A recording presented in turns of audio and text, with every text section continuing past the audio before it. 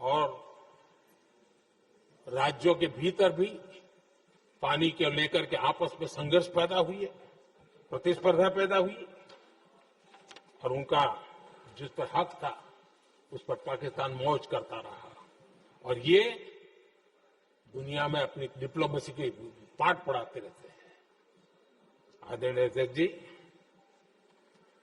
अगर ये ट्रीटी न होती तो पश्चिमी नदियों पर कई बड़ी परियोजनाएं बनती।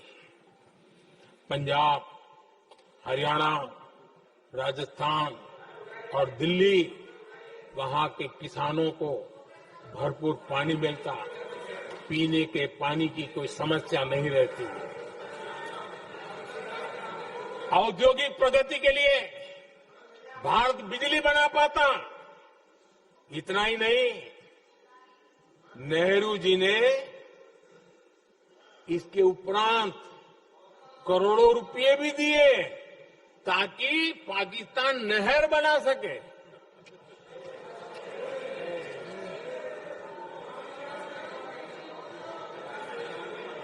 आदरणीय अध्यक्ष जी, इससे भी बड़ी बात, देश चौंक जाएगा।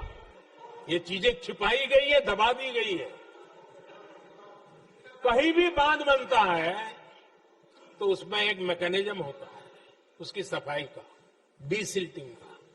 उसमें जो मिट्टी भर जाती है, बाकी घास वगैरह आकर के भर जाता है तो उसकी कैपेसिटी कम होती है, तो उसकी सफाई के लिए यानी इनबिल्ट व्यवस्था होती है।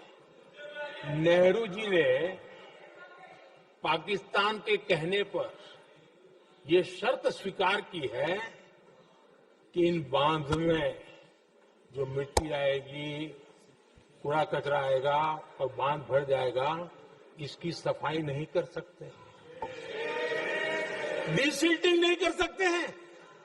बांध हमारे यहां, पानी हमारा, लेकिन निर्णय पाकिस्तान का कि आप डीसिल्टिंग नहीं कर सकते। इतना ही नहीं, जब इस बार मैं डिटेल में गया तो एक बांध तो ऐसा है कि जहां ये डीसिल्टिंग के लिए जो गेट होता है ना, उसको वेल्डिंग कर दिया गया है ताकि कोई गलती से भी खोल करके वो मिट्टी को निकाल ना दे। पाकिस्तान ने नेहरू जी से लिखवा लिया था कि भारत बिना पाकिस्तान की मर्जी अपने बांधों में जमा होने वाली मिट्टी साफ नहीं करेगा, डीसिल्टिंग नहीं करेगा। ये समझौता देश के खिलाफ था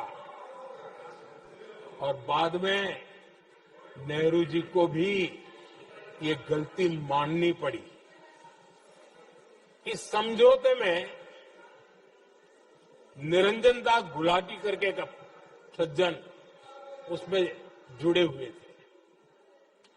उन्होंने एक किताब लिखी है। उस किताब में उन्होंने लिखा है कि फरवरी 1961 में नेहरू ने उनसे कहा था, गुलाटी, मुझे उम्मीद थी कि यह समझौता अन्य समस्याओं के समाधान का रास्ता खोलेगा, लेकिन हम वहीं हैं जहां पहले थे।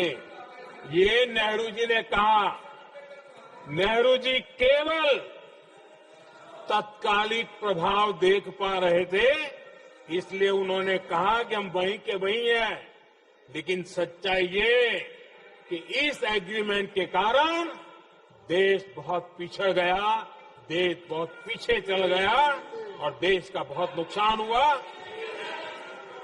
हमारे किसानों को नुकसान हुआ, हमारी खेती को नुकसान हुआ। और नेहरू जी उस डिप्लोमेसी को जानते थे जिसमें किसान का कोई वजूद ही नहीं था। ये हाल करके रखा था उन्होंने।